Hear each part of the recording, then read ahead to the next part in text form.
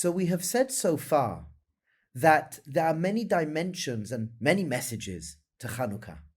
The idea that we are sharing here about Chanukah is the message of consciousness.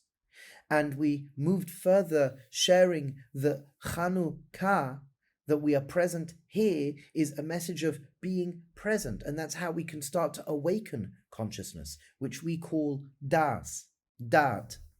And then we added another dimension, that when we're speaking about the word used for candle, ner, is actually giving us a deeper understanding into the three parts of our soul, that they should be aligned. That we have the animal soul called the nefesh, which is nun.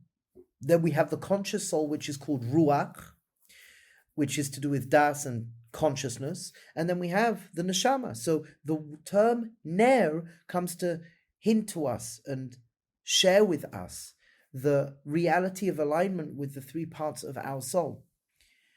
We can now add another dimension, that the candle itself, according to the Hasidic master, the Baal HaTanya, is made up of these three separate entities, which is oil, wick, and flame. And there has to be perfect alignment for it to work. So the oil gives fuel to the flame, and the oil and flame can only work together with the wick. So we have the animalistic soul, and we have the godly soul. And for the animalistic and godly soul to work together, there needs to be what we call the nefesh hasichli, the conscious soul, or das. And this is the part of us, as we said, that could be aware. I can be aware of self right now in the present moment.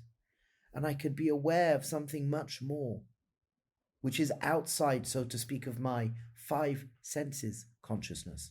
I could be aware of the soul. I can have that divine inspiration, and I can believe in beliefs. I can create my belief system, and I could draw into my consciousness and my animal soul the guidance of the godly soul.